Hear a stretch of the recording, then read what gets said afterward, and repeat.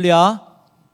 예배자리에 오신 여러분 주님의 이름으로 환영하고 축복합니다. 함께 예배하는 우리 모든 심령 가운데 참 좋으신 우리 주님의 크고 놀라우신 은혜와 평강이 가득 흘러 넘치기를 주님의 이름으로 간절히 소망합니다. 주가 그의 성전에 임하시리니 라는 제목을 가지고 함께 말씀을 나누고자 합니다. 여러분, 유대인들이 사용하는 성경과 기독교 우리 개신교에서 사용하는 성경이 조금 다르다는 거 혹시 알고 계셨나요? 유대인이 사용하고 있는 타낙이라고 하는 이 히브리 성경과 우리 개신교가 사용하는 성경이 조금 다르기도 하고 또 그 순서가 좀 이렇게 다르게 되어 있기도 하는데요.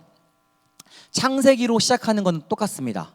창세기로 시작하는 것은 똑같은데 이제 히브리 성경은 그 맨 끝에 역대기가 있습니다. 그런데 이 역대기는 이스라엘 백성이 바벨론 포로로 끌려갔다가 페르시아 왕 고레스가 해방 조서를 내리게 되죠.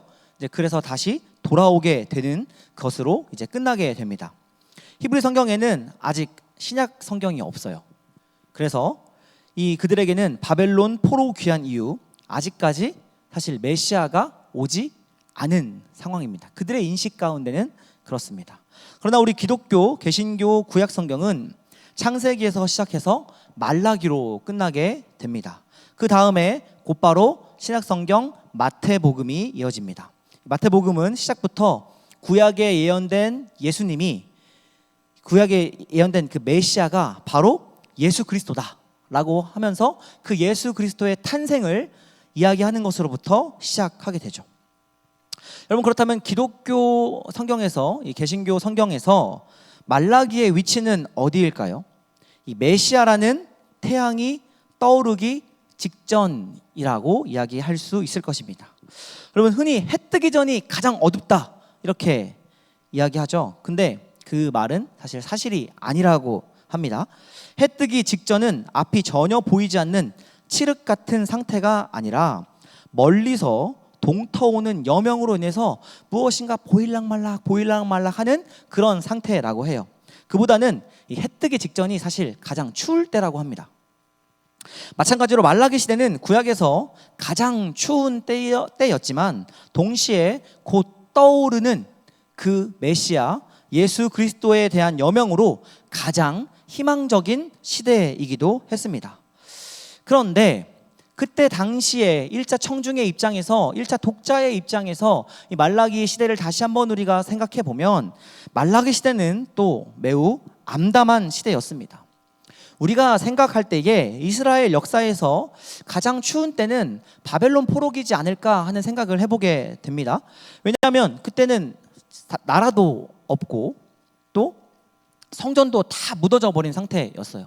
성전이 이스라엘 백성들의 근간이었고 그들의 정체성이었는데 성전마저 다 무너져 버리고 자유가 없이 바벨론 포로로 끌려간 상황이니까 얼마나 우리가 생각했을 때는 가장 추운 때였지 않았을까 이렇게 생각해 보게 되는데, 하지만 이 말라기 시대에는 또 이스라엘에서 이제 돌아오게 됐죠. 그래서 나라도 되찾고 성전도 건축했습니다. 무엇보다도 이제 자유가 있었기 때문에 여러모로 포로 시절보다는 행복하지 않았을까 이렇게 생각해 보게 됩니다. 그런데 그렇지 않았다라는 거죠. 이스라엘이 포로에서 돌아오게 되었지만 페르시아 총독에게 계속해서 세금을 내야 하는 상황이었고 오랜 가뭄과 또 병충해까지 겹쳐서 매우 그 백성들의 삶이 고통스러운 상황 가운데 놓여져 있었습니다. 포로 생활을 할 때에는 이 에스겔과 또 이사야의 설교 말씀을 통해서 이 세상의 중심이 될 이스라엘 예루살렘 성전의 회복과 또 이방의 빛이 될 이스라엘이 땅끝까지 하나님의 구원을 전할 꿈을 꿀 수 있었습니다. 이 에스겔과 이사야의 설교가 그런 내용을 담고 있어요. 걱정하지 마. 하나님이 회복시키실 거야. 하나님이 약속하셨으니 반드시 이루실 거야. 그때를 우리 조금 기다려보자 하는 그런 소망의 말씀이 포로기 때는 선포되었다라고 하는 것이죠. 그러나 포로에서 해방되었다고는 하나, 그래서 어떤 주권이 생기고 자유가 생겼다고는 하나 에스겔과 이사야가 외쳤던 비전은 성벽을 다 짓고 성전을 다 짓고 무너졌던 모든 것들을 다 다시 수축하였음에도 불구하고 전혀 실현되지 않았고, 여전히 이스라엘은 포로와 다를 바 없는 비참한 삶을 살았습니다. 그 결과 백성들은 더욱 실망과 낙담, 또 냉소와 불신에 빠졌습니다. 여러분, 우리가 생각했을 때 우리에게 소망이 있으면 우리 좀 견딜 수 있는 것 같아요. 그죠? 아무리 힘들고 어려워도 참을 수 있어요. 군대가 아무리 힘들고 어려워도 버틸 수 있는 이유는 전역이 있기 때문이에요. 그죠? 좀만 버티면 전역한다, 이런 소망이 있으니까. 우리가 아무리 힘들고 회사에 출근했을 때 힘들고 어려워요. 그렇지만 버틸 수 있는 건 퇴근이 있기 때문이에요. 그리고 마음에 안 들면 퇴사할 수 있어요. 그죠? 그래서 버틸 수 있단 말이에요. 근데 그런 소망이, 아무리 힘든 일도 참고 견뎌낼 수 있는 것이 소망인데, 그 소망이 사라지면 한시도 견디기 어려운 게 바로 인간이라고 하는 거죠. 잠언 29장 18절 말씀에 보면 묵시가 없으면 백성이 방자히 행한다, 이렇게 말씀하고 있습니다. 여러분, 묵시는 하나님의 비전, 꿈, 소망을 의미합니다. 그런데 방자히 행한다 했는데, 이 방자히 행했다라고 하는 것을 문자적으로 해석해서 보면 벌거벗고 다녔다라는 의미입니다. 묵시가 없으면, 하나님의 비전과 꿈과 소망이 없으면 벌거벗고 다녀도 부끄러움을 모른다는 거예요. 곧 타락했다. 타락하더라도, 내가 잘못된 길로 나아가더라도 그것이 잘못된 길인지 모른다는 거예요. 결국 하나님에 대한 소망이 없는 백성이 타락해서 망한다라고 하는 것인데, 바로 말라기 시대가 그런 시대였다라는 겁니다. 그런 시대에 나타나는 특징이 두 가지가 있는데, 첫 번째는 종교의 타락과 또 사회의 정의의 실종입니다. 2장 17절 말씀이 이 두 가지를 다 보여주고 있는데요, 같이 2장 17절 말씀을 같이 읽어보겠습니다. 너희가 말로 여호와를 괴롭게 하고도 이르기를 우리가 어떻게 여호와를 괴롭혀 드렸나이까 하는도다. 이는 너희가 말하기를 모든 악을 행하는 자는 여호와의 눈에 좋게 보이며 그에게 기쁨이 된다 하며, 또 말하기를 정의의 하나님이 어디 계시냐 함이니라. 아멘. 먼저 17절 앞부분이 종교의 타락을 말씀하고 있습니다. 말라기는 1장 처음부터 6절 말씀 한번 띄워주시겠어요? 1장 6절 말씀에 보면 이렇게 말씀하고 있습니다. 내 이름을 멸시하는 제사장들아. 여러분, 제사장들에 대해서 이렇게 지금 날선 비판으로 이 말라기가 시작되고 있는 것을 볼 수 있습니다. 제사장은 어떤 사람이어야 돼요? 여호와를 찬양하고 찬미하고 예배를 집례하며 많은 성도들이, 회중들이 하나님 앞에 어떻게 하면 잘 나올 수 있을까에 대해서 하나님 앞에 엎드려 구하며 그렇게 예배를 집례해 나가는 사람이란 말이에요.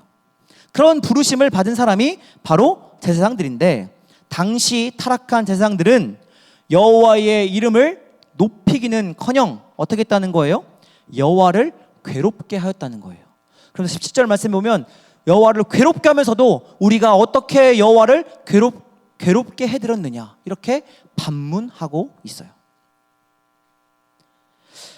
그렇기에 말라기서는 성경 중에 제사장들을 가장 강력히 비난하는 책 중에 하나라고 볼 수 있습니다. 그렇다면 제사장들이 어떻게 하나님의 이름을 멸시하고 하나님을 괴롭혀 드렸습니까? 1장 7절에서 8절 말씀 보세요. 더러운 떡을 가지고 제단 앞에 나왔어요. 그러면서 우리가 언제 어떻게 주를 더럽게 하였나이까 반문하고 있어요. 그러면서 여호와의 식탁을 경멸히 여기고 있습니다. 8절 말씀이요, 눈먼 희생제물을 바칩니다. 하나님 앞에 최고의 것을 드리라 분명하게 레위기 말씀을 통하여서 하나님 말씀해 주셨음에도 불구하고 그 말씀을 붙잡고 그것대로 흠없이 최상의 것으로 하나님 앞에 드려야 하는 것을 제사장 최고의 임무로 삼아야 되는 이 제사장, 이 예배자들이 저는 것, 병든 것들을 가지고 주 앞에 드리며 이것이 최선입니다. 그러면서 여러분 이렇게 말씀하고 있는 거예요. 그것을 너희 총독에게 가져가 보아라. 그래도 기뻐하겠느냐? 내가 총독만큼도 못하냐? 지금 하나님이 우리에게 물어보고 계시는 거예요. 그들의 제사에는 정성이 없었고 1장 13절 14절 말씀에 보면 13절 말씀부터 띄워주시겠어요? 좋은 재물은 다 빼돌리고 훔친 물건과 저는 것과 병든 것을 가져와서 드렸어요. 그리고 14절 말씀, 흠 있는 것으로 속여서 주 앞에 드렸어요. 하나님 앞에 감출 것이 없다는 것, 감출 수 있는 것이 없다는 것을 알았을 거예요. 그럼에도 불구하고 하나님을 속였어요. 흠 있는 것을 가져다가 제물로 드렸어요. 오죽했으면 하나님이 내가 이것을 달갑게 받겠느냐, 그런 헛된 예배를 드릴 바에는 차라리 성전 문을 닫으라. 1장 10절 말씀 띄워주세요. 하나님 이렇게 말씀하시는 거예요. 야, 너희 손으로 드리는 거 내가 안 받을 거야. 차라리 성전 문을 닫는 자가 있었으면 좋겠다. 이렇게 예배 드릴 바에야 성전 문 닫아버려라. 하나님이 이렇게 말씀하실 정도로 지금 단단히 화가 나셨다라는 거예요. 그런 제사장들에게 하나님은 2장에서 계속해서 저주를 퍼부으시는데 그 저주가 어느 정도인가 하면 2장 2절 말씀, 내가 너희에게 저주를 내려 너희의 복을 저주하리라. 내가 이미 저주하였나니. 3절 떼어주시겠어요? 같이 읽겠습니다. 보라, 내가 너희의 자손을 꾸짖을 것이요 똥 곧 너희 절기의 희생의 똥을 너희 얼굴에 바를 것이라. 너희가 그것과 함께 제하여 버림을 당하리라. 아멘. 무슨 말씀이에요? 차라리 그럴 바에야 내가 너희 얼굴에 똥을 칠하고 말겠다. 그런 예물, 그런 제사, 그런 예배 나는 필요 없다. 차라리 똥이 낫다. 하나님이 그렇게 말씀하시는 겁니다. 여러분, 다른 사람들도 아니라 왜 이렇게 제사장들이 먼저 타락해 버리게 되었을까요? 그들 역시 소망이 없었기 때문에 그렇습니다. 포로 시절에 에스겔은 예루살렘에 거룩한 성전이 재건될 것과 그 성전으로부터 온 세상을 살리는 새로운 생명의 역사가 일어날 것을 예언했습니다. 그렇기 때문에 그 소망의 말씀을 붙잡고 포로에서 돌아온 이스라엘 백성들은 무엇을 할 수 있었던 거예요? 힘쓰고 애써서 성전을 짓기 시작했던 겁니다. 이제 하나님이 속히 오신다. 그가 온 세상에 흩어진 이스라엘을 회복하시고 시온에 하나님의 나라를 세워 온 세상이 우러러보게 하실 것이야. 이런 소망을 가지고 성전을 수축했던 거예요. 그런데 시간이 지나도 아무 일도 일어나지 않았습니다. 그래서 그렇게 해방된 이스라엘이 바벨론 포로 시절보다 나을 것이 없구나라는 생각을 한 사람 두 사람씩, 무엇보다도 이 제사장들이 하게 된 거예요. 이게 에스겔과 이사야가 그토록 꿈꾸었던 하나님의 나라인가? 라고 반문하며 이 제사장들이 회의와 낙담에 빠져버리게 되었던 것입니다. 제사장들이 하나님의 말씀에서 더 이상 소망을 찾지 못하자 슬슬 하나님이 아닌 다른 것에 소망을 두기 시작하게 됩니다. 백성들이 하나님의 말씀에 질문해도 답하지 못하게 됩니다. 그 과정에서 하나님의 말씀을 왜곡하는 일들이 벌어지게 됩니다. 결국 오랜 시간 소망을 가지고 참고 인내해야 하는 하나님의 나라가 아니라 당장 내 눈앞에서 이루어지는 잘 먹고 잘 사는 세상, 그것이 하나님의 나라를 대체해버렸어요. 조금 더 소망을 품고 하나님 반드시 약속하셨으니 지키실 것이다. 그 소망 가운데 어렵고 힘들어도 버티며 견디며 나아갔어야 되는데 아무리 기다려도 자기 딴에는 아무리 기다려도 아무 일도 일어나지 않자. 그럴 바에야 이 세상에서 더 놀고 좀 더 놀자, 좀 더 자자, 좀 더 즐기자, 이렇게 되어 버렸던 것이죠. 여러분, 그 결과가 무엇입니까? 첫 번째로 이스라엘의 예배의 정의가 실종되어 버렸어요. 예배가 타락해 버립니다. 제사장들부터 하나님께 드려야 할 제물을 속이고 빼돌리게 됩니다. 제사장들의 불의한 삶은 그들이 전하는 왜곡된 메시지를 통해 그대로 전달되었습니다. 2장 17절 하반절에 보면 이렇게 기록되어 있어요. 정의의 하나님이 어디 계시냐, 이런 말을 제사장이 했다는 거예요. 야, 하나님 없어. 그런 하나님 없어. 그냥 이 땅에 복을 구하며 살아. 너만 잘 먹고 잘 살면 돼. 그거면 충분해. 제사장들의 입술을 통해서 나오는 말씀이 이런 말씀이었다는 거예요. 여러분, 이렇게 말라기서는 심각한 종교의 타락을 다루는 말씀입니다. 그렇기 때문에 말라기서에 나오는 이 온전한 11조에 관한 말씀, 3장에 나오는 말씀인데요, 온전한 11조를 드리고 그 창고가 차게 하나 차지 않게 하나 너희 하나님을 한번 시험해보라 하는 그 말씀 있죠. 그 온전한 11조에 대한 말씀은 단지 11조 되면 잘 내면 복 받는다 라는 것으로만 우리가 치부할 것이 아니라 우리의 믿음의 회복, 우리 신앙의 회복, 하나님 사랑과 경외의 회복에 대한 말씀으로 받아들여야 한다는 겁니다. 여러분, 11조는 뭐에 대한 거예요? 내 모든 것이 다 하나님이 주셨습니다 라는 고백. 그것을 어떻게 표현할까? 그 너희의 전체 하나님이 주신 것 중에 10분의 1을 하나님께 내어 드림으로써 무엇을 고백하라는 거예요?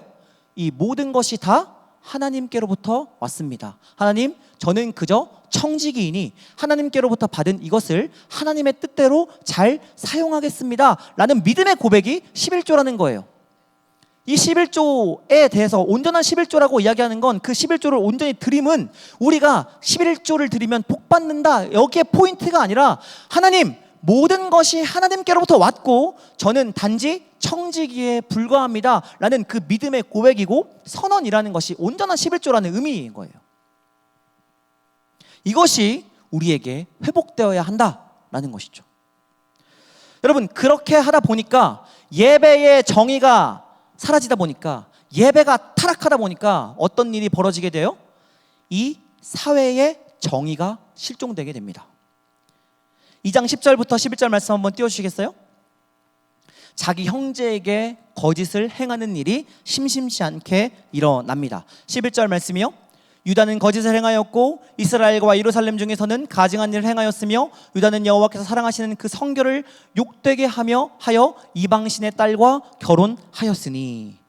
이방 사람들과 통혼합니다. 여러분, 이건 그냥 단지 외국인과 결혼하는 것에 대해서 성경이 금지하고 있다는 뜻이 아니에요. 무엇을 의미하는 거예요? 이방인이 가지고 오는 우상을 숭배하는 문제에 대해서 지금 말씀하고 있는 거예요. 내 사랑하는 사람이 다른 신을 섬겨요. 그러니 그 사랑에 홀라당 우리 마음을 뺏겨버려가지고 하나님을 저버리고 그 이방신을 섬기는 일에 몰두하였다는 거예요. 그게 잘못이라는 거예요.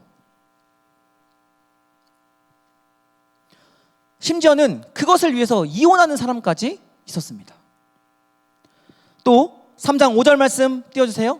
품꾼의 삭세에 대하여 억울하게 하며, 품꾼의 삭세에 대하여 억울하게 했다, 뭔 말이에요? 일을 했으면 그 노동의 가치를 줘야 되는데 안 주는 거예요. 속여 빼앗는 거예요. 만약에 한 데나리온을 줘야 되면 한 데나리온 줘야 되는데 하루 열심히 일했는데 반 데나리온만 주는 거예요. 그리고 그래, 반 데나리온 받기 싫어? 너 내일 안 불러. 이런 식으로 한다는 거죠. 품삯을 주지 않아요. 품삯을 떼어먹어 억울하게 하고 과부와 고아를 압제합니다. 그리고 나그네를 학대했습니다. 당시 이스라엘 사회가 얼마나 가치관이 전도된 사회였는지, 교만한 자가 복되다, 악을 행하는 자가 번성한다, 하나님을 시험하는 자가 화를 면한다 하는 말이 공공연하게 사용되었습니다. 3장 5절 말씀 한번 띄워주세요. 3장 5절 말씀에 3장 15절 말씀. 네. 지금 우리는 교만한 자가 복되다 하며 악을 행하는 자가 번성하며 하나님을 시험하는 자가 화를 면한다.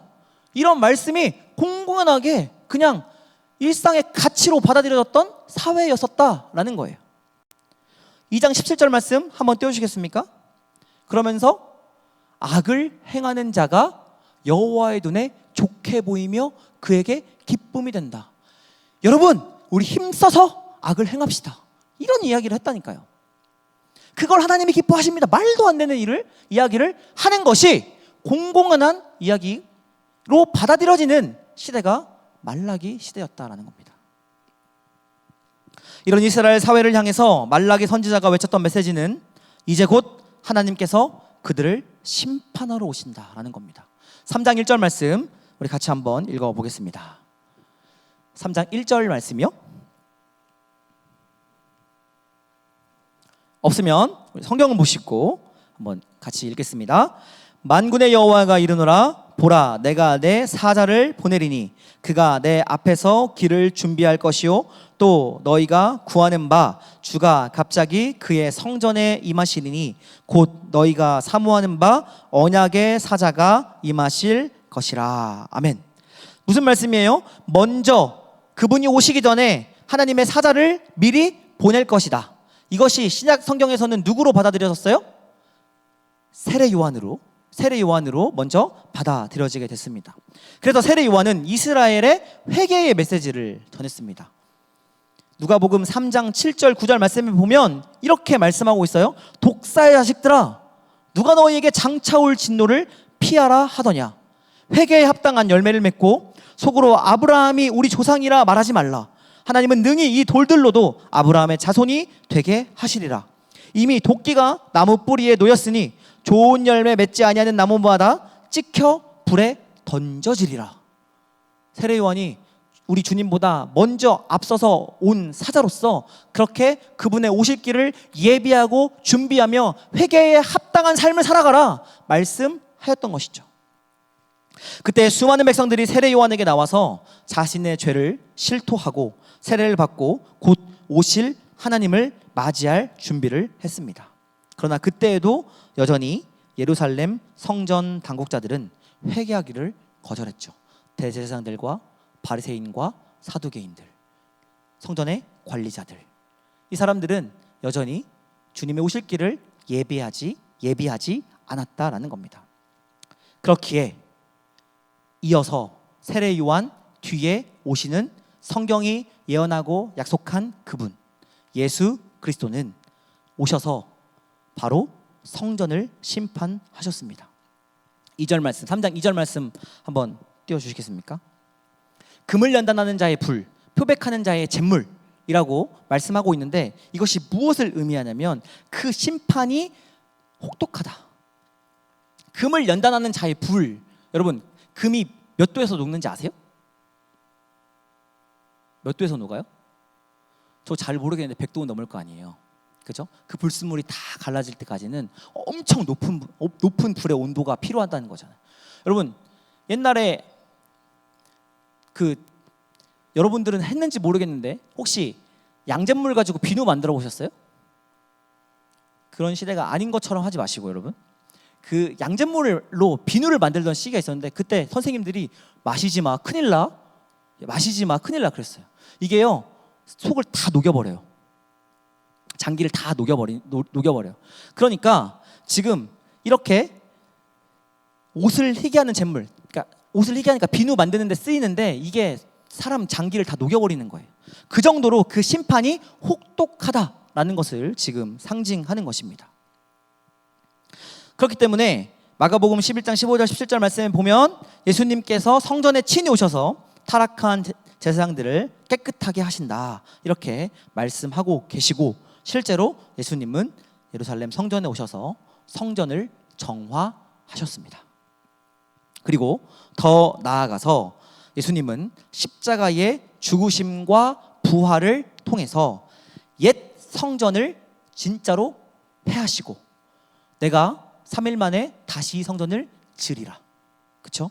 당신이 친히 새로운 성전이 되어 주셔서 순결한 희생 제물, 영원한 대제사장이 되어 주심으로 기존의 성전의 예배를 완전히 새롭게 하셨습니다. 그래서 이제 요한복음 4장 24절에 우리가 고백하고 있는 것처럼 하나님께서 기뻐하시는 영과 진리로 드리는 예배를 우리가 드릴 수 있게 된 것입니다. 여러분, 오늘날 많은 사람들이 예배와 사회가 무관하다고 생각합니다. 그러나 그것은 잘못된 생각입니다. 그렇지 않아요. 예배는 사회와 직결되어 있습니다. 불의한 예배가 불의한 사회를 만들고 의로운 예배가 의로운 사회를 만듭니다. 타락한 예배가 타락한 사회를 만들고 순결한 예배가 순결한 사회를 만듭니다. 그래서 세상을 구원하러 오신 예수님은 먼저 불의한 성전을 먼저 심판하심으로써 세상을 구원하셨던 것이죠. 사랑하는 여러분, 그렇다면 이제 우리의 예배를 한번 되돌아봐야 합니다. 우리의 예배는 어떠합니까? 나는 어떤 자세와 태도를 가지고 하나님 앞에 예배하고 있습니까? 나는 정말 하나님을 경외하고 존중하고 있습니까? 저는 여러분이 하나님을 두려운 하나님, 또 심판하시는 하나님, 무서운 하나님으로 그 하나님을 만나기보다는 사랑의 하나님, 긍휼의 하나님, 자비의 하나님으로 여러분들이 하나님을 만나기를 바랬습니다. 하나님이 두렵고 또 심판하시는 하나님이다, 하나님이 아니시라는 것이 아니라 하나님이 베풀어 주시는 참된 사랑과 자비와 그렇게 그 하나님의 사랑의 성품 속에서 우리가 그 하나님이 베풀어 주시는 은혜와 자유와 평강 속에서 하나님을 깊이 경험함으로 어떤 종교적 결박과 압제로부터 자유로워져서 하나님을 누리며 살아가는 청년들이 되기를 바랬기 때문입니다. 근데 여러분, 그렇다 보니까 종종 하나님을 없이 여기고 하나님을 두려워하지 않는 모습을 보게 됩니다. 하나님 앞에서 두렵고 떨리는 마음으로 그래서 이 시간 여러분에게 말씀드립니다. 여러분, 누군가를 정말로 사랑한다면 그 사람을 존중하게 되어 있습니다. 누군가를 정말로 사랑한다면 그 사람에게 경외심을 갖게 되어 있습니다. 여러분, 하나님을 진심으로 사랑한다면 여러분들의 마음 가운데는 하나님을 경외하고 하나님을 존중하는 마음이 있어야 합니다. 그러면 사랑하는 여러분, 하나님을 경외하십시오. 하나님을 두려워하십시오. 하나님을 깊이 사랑하십시오. 여러분의 모습을 살펴보시고 여러분 안에 이러한 모습이 부족하다고 여기시거든 이 모습을 회복하실 수 있기를 바랍니다. 하나님을 경외하는 여러분의 모습, 하나님을 존중하는 여러분의 모습, 하나님을 참되게 사랑하는 여러분의 모습, 그 모습을 우리 주님께서 기다리고 계십니다. 그렇게 하기 위해서 오늘 우리에게 요청되는 것이 있습니다. 그것이 바로 예배의 회복입니다. 여러분, 예배가 시작할 때 우리가 사도신경으로 우리의 신앙을 고백하며 예배를 시작합니다. 또박또박 한 구절 한 구절 곱씹으며 사도신경으로 여러분 우리의 신앙을 고백하십시오. 함께 신앙을 고백하는 것은 우리가 한 하나님을 이 시간 함께 바라본다라는 것을 의미하는 선언입니다. 그리고 이 고백 속에서 우리가 한 공동체입니다. 우리가 한 교회로, 한 공동체로, 한 지체로 하나님 앞에 나아가겠습니다 라고 하는 것을 고백하는 선언입니다. 매주 외우는 사도신경이라고 하여서 여러분들 사도신경을 그냥 넘기지 마십시오. 속으로 외운다고 하지 마십시오. 여러분들 입술로 고백하며 한 구절 한 구절 바르게 고백하십시오. 온 마음을 다하여 하나님을 찬양하십시오. 하나님은 우리를 당신을 찬양하는 존재로 창조하셨고 우리 입술을 열어 감사와 기쁨으로 찬양하는 자의 찬양으로 영광 받으시는 분이십니다. 감사로 제사를 드리는 자가 하나님을 영화롭게 한다는 사실을 기억하며 여러분 찬양의 시간에 마음껏 찬양하십시오. 집중하여 대표 기도에 참여하십시오. 대표 기도는 대표 기도자만 하는 것이 아닙니다. 대표 기도자는 물론 온 회중의 마음을 모아서 하나님께 기도하기 위해 기도문 하나하나를 정말로 잘 준비하며 하나님 앞에 올려 드려야 합니다. 그리고 그 기도에 대해서 온 회중은 그 기도가 나의 기도임을 고백하며 대표자의 기도 한 구절 한 구절에 아멘으로 화답하시기 바랍니다. 마음과 뜻과 정성과 힘을 다하여 여러분 봉헌하시기 바랍니다. 우리의 모든 것이 하나님께로부터 왔다는 고백을 가지고 여러분 봉헌에 참여하시기 바랍니다. 단돈 100원이라도 좋습니다. 여러분 그 준비를 하십시오. 준비해서 들으십시오. 그 고백을 통해서 하나님께서 여러분들의 삶을 귀하게 받으십니다. 정말로 여러분들의 모든 것이 하나님께로부터 왔다고 고백하는 그리스도인이라면 금액에 구애받지 마시고 준비하여 주님 앞에 봉헌하십시오. 주의 말씀을 경청하십시오. 우리의 믿음은 들음으로부터 납니다. 이 말씀의 시간을 통하여서 우리는 우리를 향한 하나님의 계획과 섭리를 깨닫습니다. 이것이 우리의 삶의 방향과 정체성이 됩니다. 집중하여서 하나님의 말씀을 경청하십시오. 그리고 우리 삶 가운데 하나님이 요청하시는 것이 무엇인지를 분명하게 다시 한번 상고하시고 또 그 삶의 자리에서 그대로 살아내시기 위하여 분투하십시오. 결단 기도에 우리의 삶을 내어 던지십시오. 결단 기도는 들은 말씀을 기억하며 그 말씀대로 살아가겠다는 믿음의 고백이자 선언입니다. 주의 말씀이 내 삶 가운데 그대로 이루어지도록 말씀을 상고하며 결단 기도에 여러분 참여하시고 진실로 기도하시기 바랍니다. 축도에 여러분의 마음을 모아 주십시오. 축도는 여러분을 세상 가운데 파송하며 하나님께 여러분을 의탁하는 기도입니다. 여러분의 삶이 세상 한가운데서 소금과 빛의 삶을 살아갈 수 있도록 여러분들 축도를 귀하게 여겨주시기 바랍니다. 축도할 때 나가시지 마시고 축도를 귀하게 여기시고 정말 주님께서 나를 두 팔 벌려 파송하고 계시는구나. 나의 삶의 자리를 6일간의 삶의 자리를 우리 주님께서 기대하고 계시는구나 라고 여러분 여기시며 축도를 귀하게 여기실 수 있기를 바랍니다. 이제 마지막으로 한 가지 더 생각해 볼 것은 오늘 말씀 제목이 주가 그의 성전에 임하시리니 인데 여러분이 성전이라는 사실을 기억하십시오. 여러분이 주님의 몸된 교회라는 사실을 기억하시기 바랍니다. 고린도전서 3장 16절 말씀을 우리 같이 함께 읽겠습니다. 너희가 하나님의 성전인 것과 하나님의 성령이 너희 안에 계시는 것을 알지 못하느냐. 아멘. 여러분, 우리가 주의 성전입니다. 그러므로 주님이 우리 안에 계십니다. 여러분 스스로를 그렇기 때문에 귀하게 여기시기 바랍니다. 우리는 그저 그런 존재가 아닙니다. 하나님께서 하나님의 형상으로 우리를 창조하셨고 그렇게 지음받은 주의 거룩한 성전이 바로 여러분이고 저입니다.